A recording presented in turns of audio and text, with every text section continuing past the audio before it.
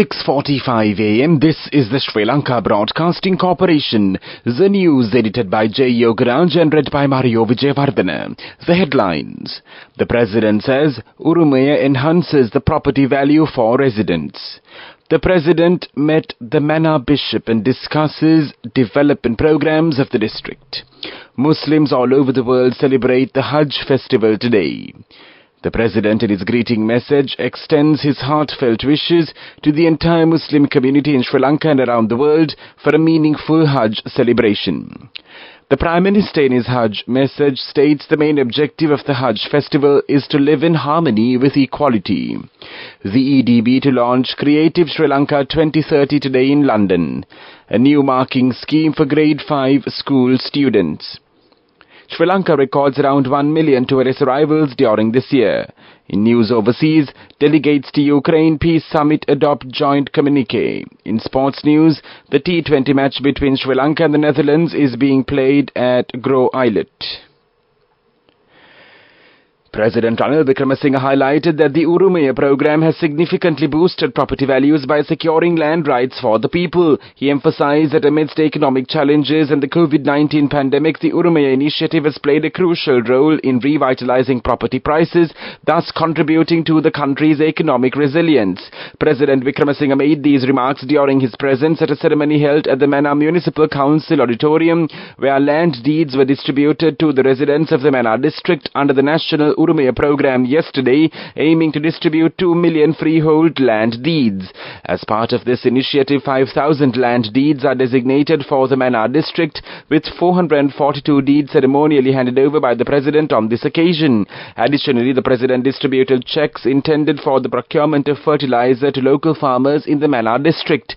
He also oversaw the allocation of agricultural insurance compensation for crops damaged during adverse weather conditions, along with financial provisions for fishermen in the region to acquire fishing equipment.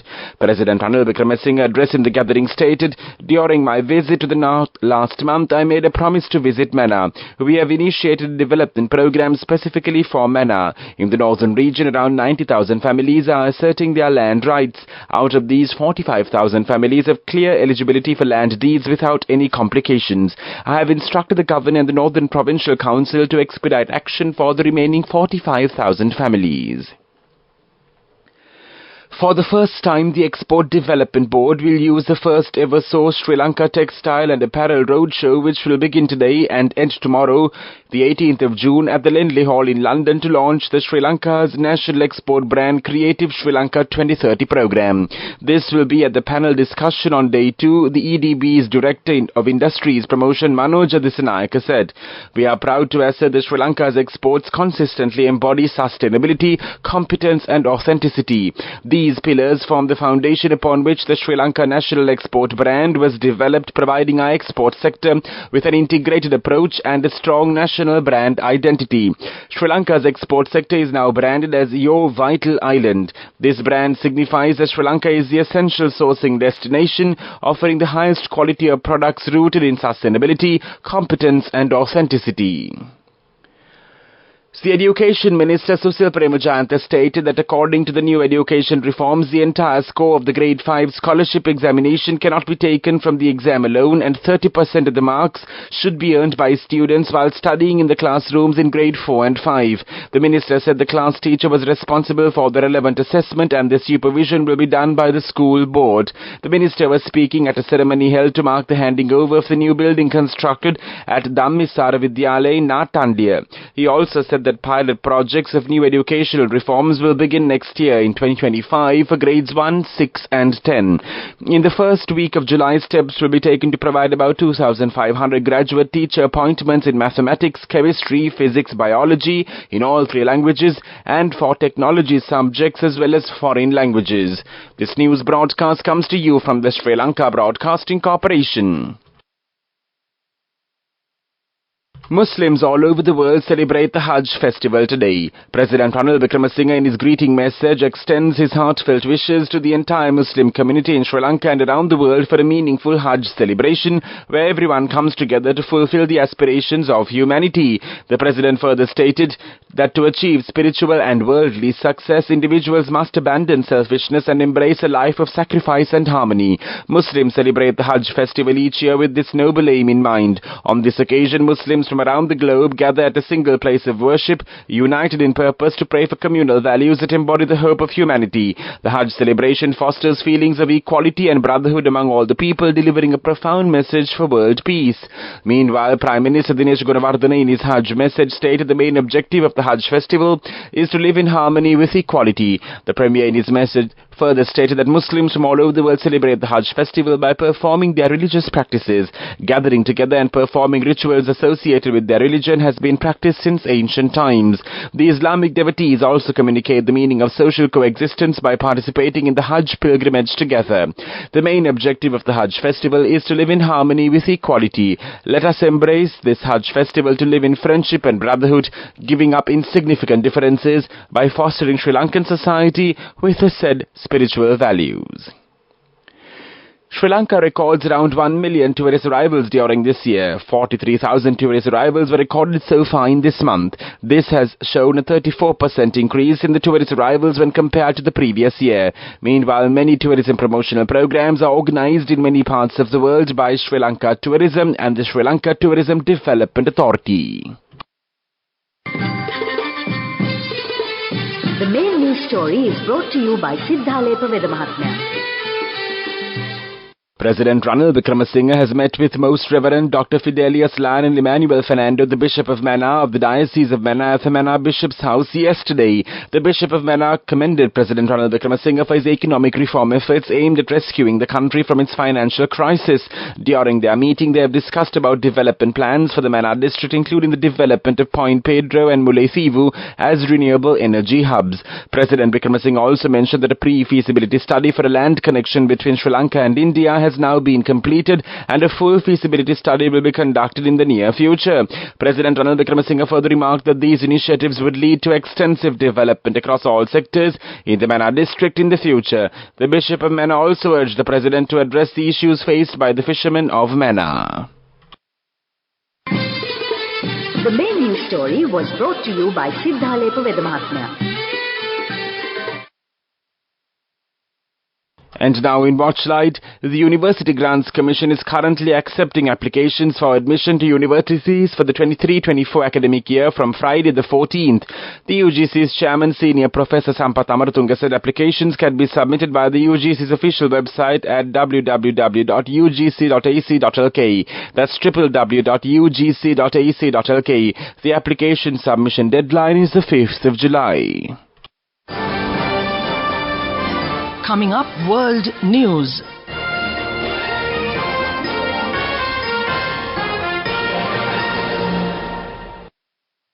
In world news headlines now, delegates to Ukraine Peace Summit adopt joint communique. Israel announces daily pause of military activity in part of southern Gaza. Narita airport operator returns to black after 3 years of loss. Delegates to International Conference on Peace in Ukraine have adopted a joint communique pledging to take concrete measures to address issues such as the safety of nuclear power plants. The two-day summit to discuss a peace plan put forward by Ukraine ended on Sunday in the Swiss city of Bergenstock. Representatives from around 100 countries and organizations attended. The communique stated that participants decided to undertake concrete steps in 3 areas, including the safety of nuclear power plants and food security. Israel says it will pause military activity in part of the southern Gaza Strip during daytime hours to allow more humanitarian aid into the enclave, but the operations in Rafah will continue. Israeli military officials announced on Sunday that the activity will be paused from 8 a.m. to 7 p.m. every day until further notice. They say the pause will apply to the main road from the Kerem Shalom crossing to Khan Yunis. The crossing is a key route for the delivery of humanitarian supplies. The operative Narita Airport, an international gateway to Tokyo, has posted a profit for the first time in 4 years. The good showing was helped helped by the easing of travel restrictions and the yen's depreciation. Narita International Airport Corporation has released its earnings results for fiscal 23, which ended in March. Sales increased by over 65% year-on-year to 216.9 billion yen, or nearly $1.38 billion. And now the main points of the World News segment. Delegates to Ukraine Peace Summit adopt joint communique. Israel announces a daily pause of military activity in part of southern Gaza. Narita Airport operator returns to black after 3 years of loss. Development News.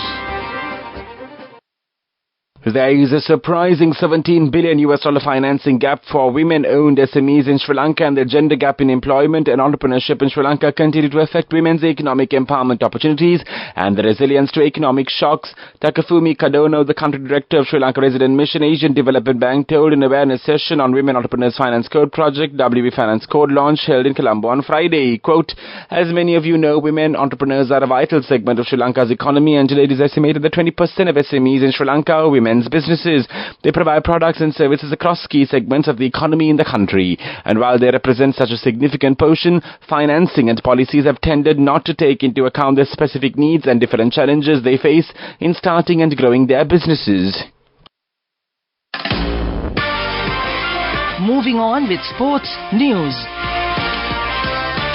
The T20 match between Sri Lanka and the Netherlands is being played at Grow Isle at present. The Netherlands won the toss and elected field first. Accordingly, Sri Lanka were 58 for the loss of 2 wickets in 8 overs a short while ago. Go ekak tiyana youth eකට life එකේ change එකට නියමෙට set වෙන්න ඇස් වහගෙන දැකපු ගීන හැබැ කරන්න youth එකට නියමෙට set වෙන friendship එක මෙන්න. The all-new NSB Ithru Mithru account, NSB IAM, a plan for your dream. Business News, sponsored by National Savings Bank, the safest place for your money. Sri Lanka's USAID-funded Sri Lanka Energy Project SLBC has received top honours at the 24th Annual Conference for the Society for International Development, the premier US event for international development professionals. The award was given in recognition of the innovative solar-powered electric vehicle battery swapping stations owned and operated by Sri Lanka's SLING Mobility Private Limited, particularly highlighted the station located at the Centre for Women's Research in Colombo, which generates income to support the centre's activities. Business News, sponsored by National Savings Bank, the safest place for your money. Go ekak tiyana youth එකට life එකේ change එකට නියමෙට set වෙන්න ඇස් වහගෙන දැකපු ගීන හැබැ කරන්න youth එකට නියමෙට set වෙන friendship එක මෙන්න. The all-new NSB Ithru Mithru account, NSB IAM, a plan for your dream. And now in economic news, the global economy is expected to stabilize for the first time in 3 years in 24, but at a level that is weak by recent historical standards. Global growth is projected to hold steady at 2.6% in 24 before edging up to an average of 2.7 in 25-26.